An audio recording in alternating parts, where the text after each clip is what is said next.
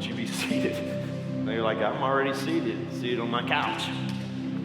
If I stand up, I'll spill my cornflakes.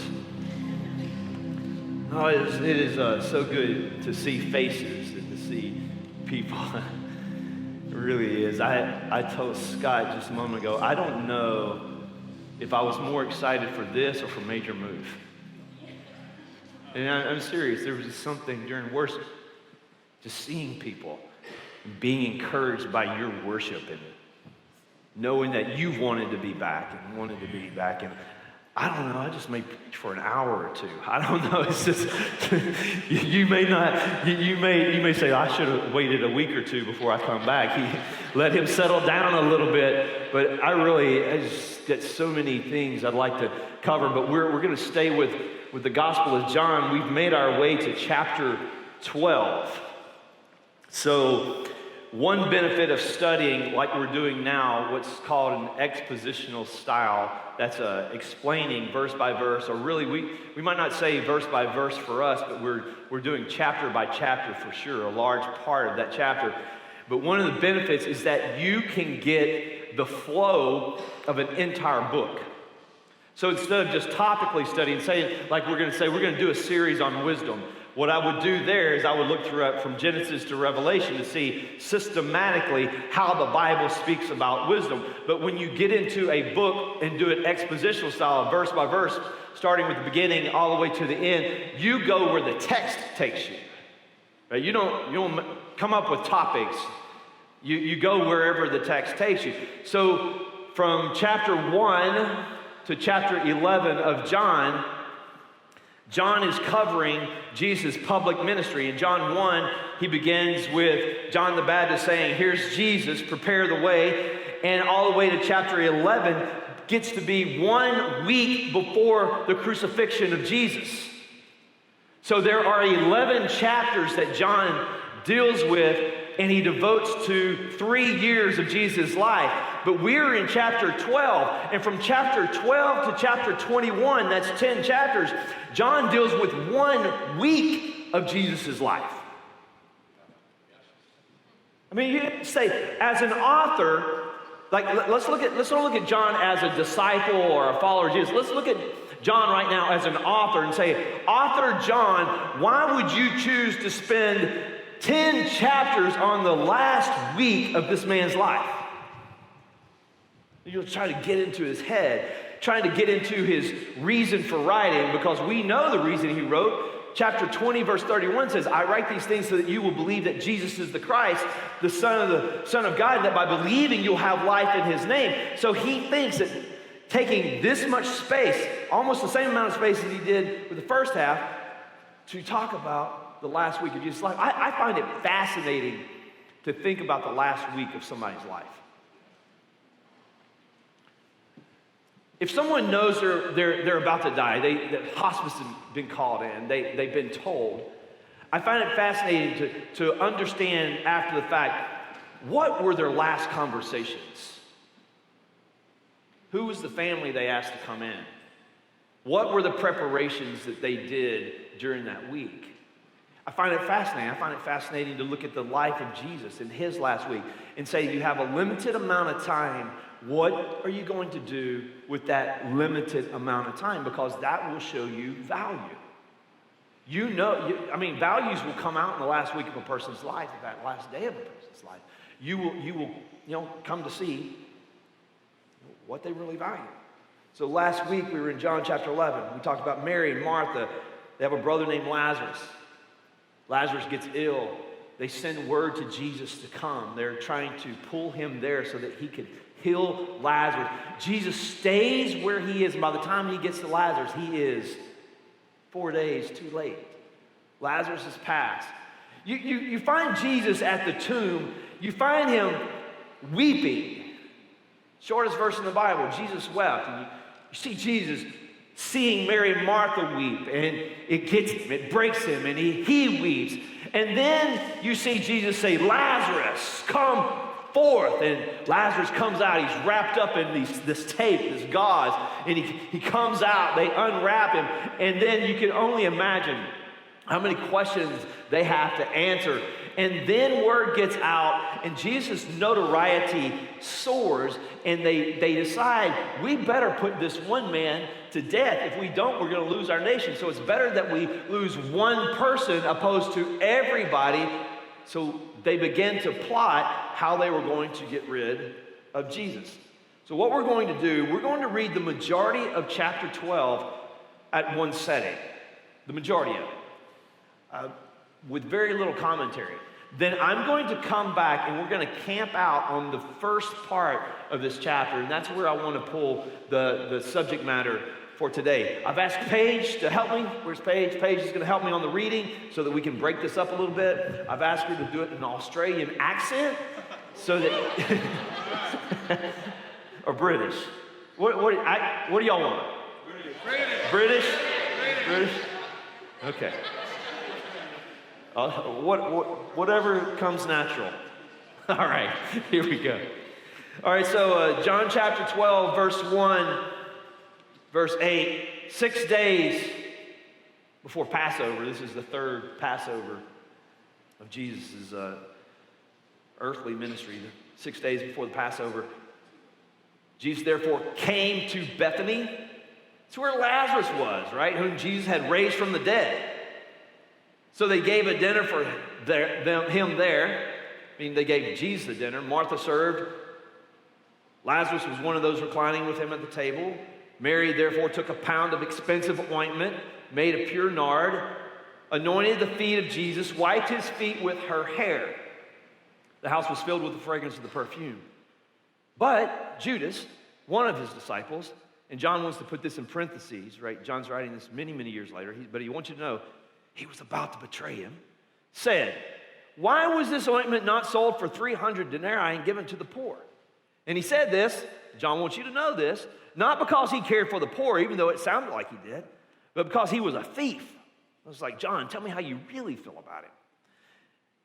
And having charge of the money bag, he used to help himself to what was put into it. And Jesus said to Judas, Judas, leave her alone, so that she may keep it for the day of my burial. For the poor you always have with me, but you don't always have me with you, is in essence what he's saying. We'll come back to that, and that's where we're going to camp out today. But let me just throw out a question. What does it look like? You've got Martha serving, you got Lazarus reclining with Jesus, and you got Mary, where Mary always is, right? Mary's always at the feet of Jesus when you see Mary in the Bible. What does it look like for you to be at the feet of Jesus?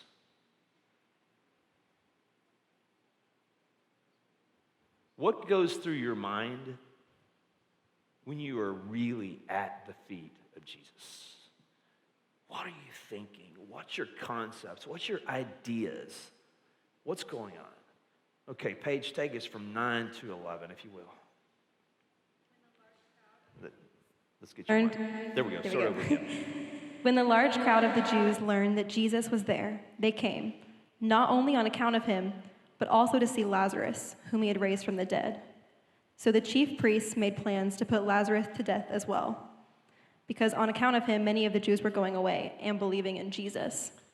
All right, so it says a large crowd came to see him, not only came to see Jesus, but came to see Lazarus, right? And I get that. It makes sense to me. I mean, you want to see what a dead person, what a live person looks like after they've been dead 4 days, right? It's kind of a weird thing. It's like if you're at a social gathering and you don't know everybody there, maybe a graduation party or just some type of a wedding, maybe like a wedding, and you're sitting there and your friend says, hi, I want to introduce you to somebody. They introduce you to them and said, by the way, they were dead for 4 days. And they came back to life. It's like they said he's dead. It was at the morgue. Then at the morgue, he started wiggling around, twitching a little bit, and he came back. Now, if that was me, I'm not sure how I'm supposed to respond at that moment. You know what I'm saying? I don't even know if I can look them in the eye. It's like this is kind of creeping me out. It's freaking me out. What do you do? I don't even know where to take the conversation. So what was it like? You know, ask them, what was it like? And did you see anything? Did you see your loved ones? Did you see anybody? Or wherever you went, who did you see? And so I understand the curiosity that people aren't only coming to see Jesus, they want to see Lazarus. And I mean, you can only imagine Lazarus, what he would say. Well, I was really, really sick. They called in the family. They called Jesus, but Jesus obviously didn't come on time. And I felt myself fading. I was going through a tunnel. I saw a river. I don't know, all these things. I saw a bright light. And you just keep on talking. It'd be fascinating to hear what it was like for a person that was dead 4 days and what they had experienced. And it was an extremely difficult week for Lazarus. He gets sick. He becomes critical. Family and friends gather. They say their last goodbye. He dies. He's being brought back after 4 days. He has to probably deal with a lot of media. And then, did you hear in the text that there was a plot to kill him? That's a very eventful week. Right? What's it like to die twice in the week? No, this is what Lazarus is dealing with. Verse 12, this is the setting that we're dealing with. The next day, verse 12, the large crowd that had come to the feast heard that Jesus was coming to. So what do? They took branches, palm trees. We celebrate Palm Sunday. They went out to meet him, crying out, "Hosanna, blessed is he who comes in the name of the Lord, even the King of Israel." And Jesus found a young donkey, and he sat on it just as is written. Now, I want you to see what John is doing. He's going back to the Old Testament. He's saying, just as it was written, fear not. It's a fulfillment of prophecy of the Old Testament. Daughter of Zion, behold, your king is coming, sitting on a donkey's colt. That was the quote that he goes back from his sacred scripture. His disciples did not understand these things at first, but when Jesus was glorified, then they remembered that these things had been written about him and had been done to him. The crowd that had been with him when he called Lazarus out of the tomb and raised him from the dead continued to bear witness, continued to talk about raising Lazarus from the dead. And because of that, the notoriety of Jesus began to increase. The reason why the crowd went to meet him was that they heard that he had done this thing. It's a groundswell. So the Pharisees said to one another, "You see that you are gaining nothing. Look, the world is going after him." The world is going after him. The world. So we've got to do something about this, right? So you've got this crowd of people welcoming Jesus into Jerusalem. This would be a Sunday, and other people are saying, "That's the man you guys were talking about that raised Lazarus from the dead. We want to go out and see." They're grabbing branches. There's a big hoopla. "Save us, save us." And then you have this group of people, these leaders that are saying, "We better do something quick." And the reason why is the world has gone after him. Well, wouldn't it be nice for us to be able to say once again in 2020 that the world is going after him? Could anybody say amen? Amen. I want to tell the world, he's for you. His favor wants to be upon you. He wants to go before you. He wants to go behind you. I want to tell the world, I want to hear those words again, that the world is going after him. Page, take us from 20 to 26. Now among those who went up to worship at the feast were some Greeks. So these came to Philip, who was from Bethsaida in Galilee, and asked him, "Sir, we wish to see Jesus." Philip went and told Andrew. Andrew and Philip went and told Jesus. And Jesus answered them, "The hour has come for the Son of Man to be glorified. Truly, truly, I say to you, unless a grain of wheat falls into the earth and dies, it remains alone. But if it dies, it bears much fruit. Whoever loves his life loses it, and whoever hates his life in this world will keep it for eternal life. If anyone serves me, he must follow me, and where I am, there will my servant be also. If anyone serves me, the Father will honor him." All right, so Jesus is going public with the imminence. It's like his day's coming, and he's starting to talk about it more and more. He has shared this with his closest followers. Now he's getting even more public. He says, unless a grain of wheat dies and it falls into the earth, it'll remain alone. But if it will die, it's going to bear much fruit. So Jesus began to be more public, and for the rest of the chapter, he's going to do that exact thing. He's going to drop not so subtle hints about what's going to happen in the upcoming week. So here's the flow of the chapter. Jesus has dinner with Mary, Martha, and Lazarus 6 days before Passover. This would have been on a Saturday. The following day, he leaves Bethany, goes 2 miles to Jerusalem, where the crowd welcomes him with palm branches. That would be Sunday. And then he begins to publicly verbalize his imminent death, which was and referred to as the purpose for why he came. So let's go back to verse 1. Let me read that. I want you to pull out as many details as you can. Then we're going to talk about it. 6 days before Passover. 6 days before his crucifixion. Jesus therefore came to Bethany, where Lazarus was, whom Jesus had raised from the dead. So what do? They gave a dinner for him. They gave a dinner for Jesus. Martha served. That's what Martha does. Lazarus was one of those reclining with him at the table. Mary therefore took a pound of expensive ointment made from pure nard, anointed the feet of Jesus, wiped his feet with her hair. The house was filled with the fragrance of the perfume. But Judas, one of his disciples, who was about to betray him, said, "Why was this ointment not sold for 300 denarii and given to the poor?" He said this not because he cared about the poor, but because he was a thief. Having charge of the money bag, he used to help himself to what was put into it. Jesus said, "Judas, leave her alone, so that she may keep it for the day of my burial. For the poor you always have with me, but you do not always have me."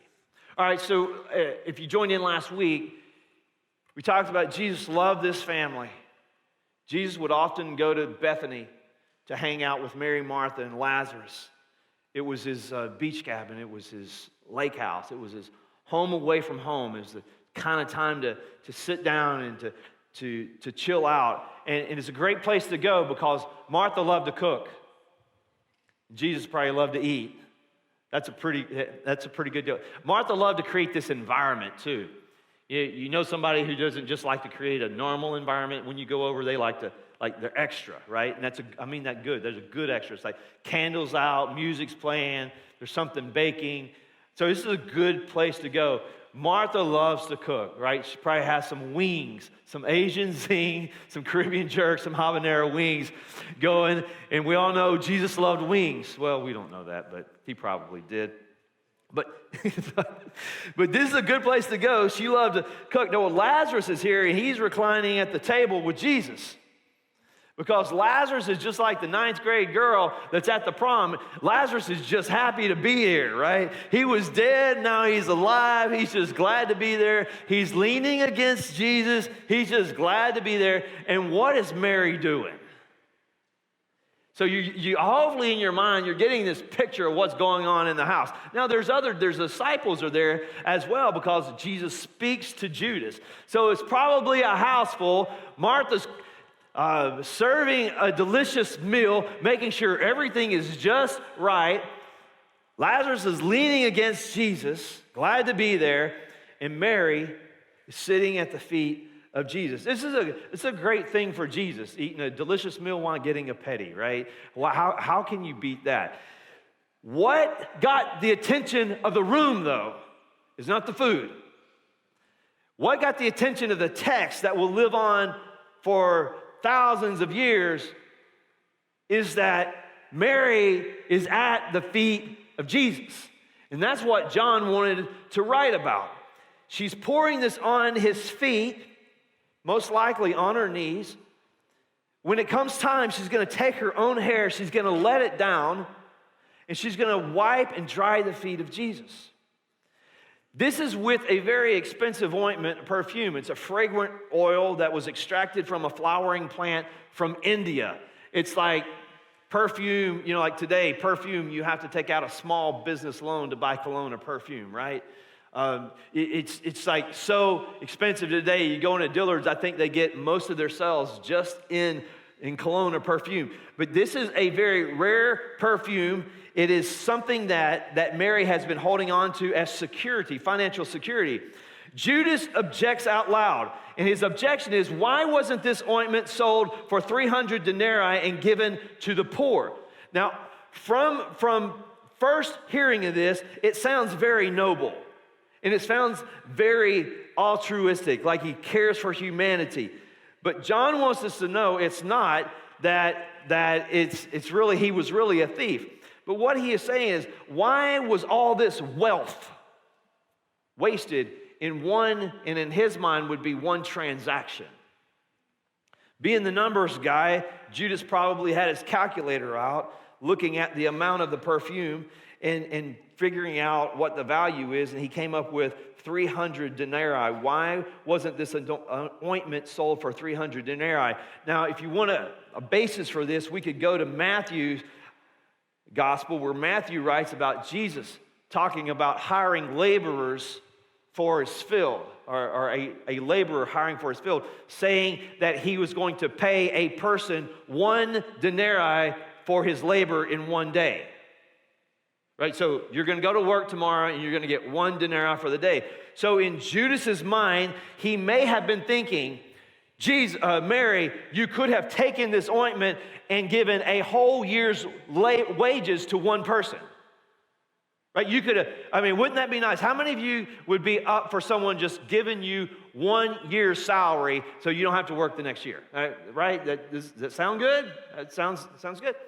So Judas might be saying, you could have taken one person that's having a hard time, and you could have paid a whole year's salary. Or maybe Judas would be thinking, maybe you could have taken 300 people who are experiencing bad luck right now and paid 1 day, given them 1 day's salary. But what this is, this perfume is probably a dowry. It's probably something that has been handed down to Mary, a family heirloom. It was security, and it was security to save for like a rainy day. Like if we ever get a famine, then we could go to this perfume. Or if we ever have a pandemic, we're going to have this safety net. It's going to be something to help us when we get into some trouble. It is most likely the most valuable thing that Mary has. It's probably the thing that will have the largest estimate value-wise inside the whole house. And John calls out Judas, and he says he didn't say this because he cares for the poor. He did this because he's a thief. Now, I'm not sure that at this moment, we can't make the conclusion that at the moment that Judas said that John knew that Judas was a thief. Have you ever known someone where you raised an eyebrow, but you didn't know for sure, but they did something, and then after they did something, they made themselves known, then you went back and you saw years of a pattern and said, oh, why didn't I see that? Why didn't I hear that? Why didn't I put 2 and 2 together? And I'm not sure when it snapped that he was a thief to John, but John just wants us to know, I've put the dots together, and Judas wasn't saying this because he cared for the poor. And Jesus responds, leave her alone, Judas. She has done what is right. And here's what came alive for me, what became very fresh for me reading this text again. We'll read verse 3. Mary, therefore, took a pound of expensive ointment made from pure nard and anointed the feet of Jesus and wiped his feet with her hair. Here's what stood out. And the house was filled with the fragrance of the perfume. And the house was filled with the fragrance of the perfume. What this means is Mary's response to Jesus affected the whole house. Mary's act of worship permeated the entire house, the entire setting. Can you imagine some of the disciples sitting in the back room, not knowing what's going on, get a whiff of the perfume? What was that? Thomas says, I promise I didn't do it. No, I'm not talking about that, Thomas. I'm talking about the good smell. Look. Do you smell that, Thomas? Someone has cracked open. Someone has opened some good perfume. This perfume has permeated the entire house. Have you ever been in a place where one person affected the entire environment? Have you ever sat at a table with a group of people where one person was so passionate about what they were doing, but because they were passionate, the whole table became passionate. The whole table was like, tell me more. Don't stop. Let me know what you're doing. Have you ever been around someone that was so optimistic that their optimism, when they stepped into a room, permeated the entire room? Have you ever been around someone that had an attitude that it just lit up the whole place? Have you ever been sitting at the dinner table when someone was very angry and nobody was talking because there was something in the room? Have you ever stepped into a meeting and it was tense because one person brought something into the meeting? Can you imagine, though, being a part of a church that just could not do enough to show their awe and towards the attributes, towards the actions of Jesus, and they did not care about what other people thought about them? Can you imagine what it would be like to be in the room if 100% of the people, when they came in, they just could not wait to break open the perfume and pour it on Jesus' feet because he's been that good to them? Can you imagine the fragrance of that spilling throughout the entire house, entire church, going out into the lobby, not talking about a physical just talking about the feel? Can you imagine someone coming in who just doesn't know about this Jesus thing? They're coming in and they're heavy through the week that they just had. But when they see and when they feel the worship of somebody else, they say, those people believe in what they're singing. Those people are responding to someone that they believe is so real. I am interested. I am curious. I want to know about it. And in that house, there was a rare scent or aroma that filled that house. I've been in a church service like that. Have you ever experienced that? Where you've been in a worship service where the response of people was so convincing and so electric and so enthusiastic. I'm not talking about a charismatic experience of being demonstrative, raising hands, doing something outward. I'm talking about people just on the inside who are saying, I sense it, I feel it, I recognize greatness among me, and I will respond. Now, sometimes in that response, we all have different reactions. Some people like to be a little bit more demonstrative. Some people can be just as worshipful with their hands right here. I'm just saying the response is a heart response, and most of the time the heart response has some way of wanting to get out. I listen to music at the house all the time, in my car all the time, and there's usually some type of response. And usually the car next to me is laughing at me. I like music. I love Jesus. And when you combine music and Jesus together, I just think it's a dynamic duo. Can you imagine? Mary is on her knees and she is pouring this ointment out. Can you imagine what song she might be singing or what may be going through her mind? I just let my mind go through all types of songs. Is she singing? She's not singing God, but Jesus, you're so good. What song, if you could sing it right now and you were at the feet of Jesus, would you sing to him? Waymaker, miracle worker, looking in his eyes, light in the darkness. I don't know, I think Mary might have been something like this. Were, as she breaks this, were the whole realm, Jesus, of nature mine, if I owned it all, it would be a present far too small. Love so amazing, so divine. Demands, Jesus, Judas, Lazarus, it demands our lives, our souls, our alls. I would love to ask Mary, out of the entire house, why the extravagant response? Everybody else could be doing the same. Why take the most expensive thing in the house, Mary, and break it and pour it on his feet? And I bet you Mary would say, why not? What other response would you give a king? What other response would you give someone that his purpose was come to make me right with my God? To do something that, I couldn't do for myself. Mary, why would you do that? And I know what Mary wouldn't say. Mary wouldn't say, because someone told me I needed to worship.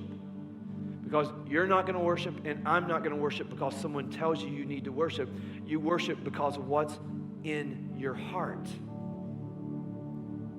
Worship is the outflow of what is already there. Worship is the outflow of the definition and ideas you have of God right now. If you have a big God, you'll have a big response.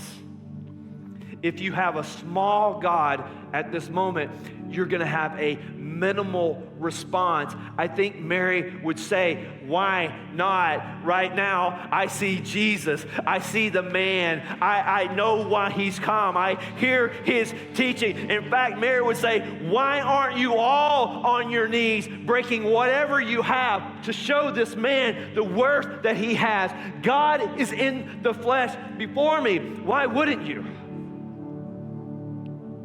And any time that I don't have a response, and there are many times that I wake up and I don't have a response to God that is equal to the size of God, then what it does, it is a flashlight that I'm disconnected from God.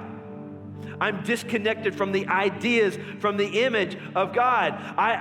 I don't need somebody at that time then to tell me, Reggie, you should be worshiping now. I know I should be worshiping. Don't tell me I need to do something. It's like this. If you want to tell me to get passionate about your pet project, don't tell me you should be passionate about my pet project. Now, you want me to get passionate about what you're doing? Then show me the beauty and the goodness of what you're doing. I love the saying, I'm going to paint the immensity of the sea so that people will want to go sailing. I'm not going to say you need to go sailing. What I'm going to do is I want to take someone to the edge of the water and I want to say, look at the ocean. Look how vast the ocean is. Look how big. Look how grand. I want to put a reason. I want to show the beauty. I want to show the size. I want to give reason. I don't want to say, Dallas, we ought to worship. And that doesn't do anything for us. You want to take me on a vacation and say, you're going to get excited about a vacation? Are you excited about a vacation? I don't know. Tell me where we're going first. You tell me somewhere that I like to go. You don't then have to tell me to get excited. Just tell me about where I'm going. And all of a sudden, there's an anticipation about what's going on. Can I just tell you about, you got to remind yourself and lead yourself about the goodness of God. If your worship is small, if your worship is minimal, you got to say, I'm disconnected. I'm disconnected right now. So what you want to do is begin to remind yourself that you serve a God that's closer than a brother. He's never left you. He's never left me. I want to tell you about a God that sent his son to save your soul. I want to tell you a God that has been faithful even when you haven't been faithful. I want to paint a picture of a big God. I want to paint a picture of a God whose mercies are new every single morning. I want to paint a picture of a God who cares for me. You know what I'm saying? And when we paint a picture and we get a picture of our minds that God accepted us, that while we were yet sinners, he died for us. You don't have to tell me, get on my knees. You don't have to tell me to break out the perfume. I just want to. And I'm going to look around the room and I'm going to wonder, why aren't you on your knees? I love, we love around here. I know Jimmy used it with Next Gen. I love the book by A.W. Tozer. I want to finish and give you his quote that we've said many times. We tend, by a secret law of the soul, to move towards our mental image of God. We tend, by a secret law of the soul, to move towards our mental image of God. This is true not only of the individual Christian, but it's true of the company of Christians. Right here, the company of Christians that composes the church. Always the most revealing thing about the church is her idea of God. Were we able to extract from any man a complete answer to the question, what comes into your mind when you think about God? We might predict with certainty the spiritual future of that man. You want to worship big? You want to respond in a way that brings honor to the biggest thing in this room? Connect once again with the goodness of God. How He's been there for you. How He'll never leave you, never forsake you. How you can cast your cares on Him because He cares for you. That God so loved the world that He gave His only Son. You want to begin to meditate and let your mind marinate upon who He is. How He changed you. How, thank God, you're not getting what you deserve to get. How He stepped in and saved your marriage. How He took you off the streets, Eric. How He took a young girl that was raised in poverty with an alcoholic father and let someone come pick her up for church. She finds Jesus. She gets married and becomes a pastor's wife. That would be my mom. How God has healed you. How God has delivered you. How God has set you apart. You want to worship? Don't tell yourself you got to worship. Paint a picture of a big God. Don't see a small God. Remind yourself of how He's come through over and over and over and over and over and over and over and over again. I think someone ought to stand to their feet right now in response to a big, big God and let out a sound of praise. Yeah.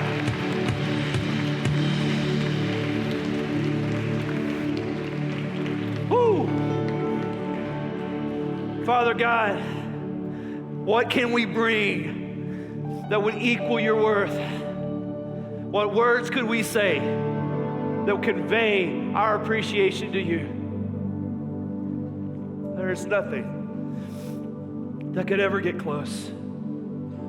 But God, may our response to you convince you that we know that you're good. We know that you're God. We know that you're all-knowing. We know that you're all-powerful. We know who you are and what you've done for us. So may we respond in a way that brings you honor. It's in Jesus' name we pray.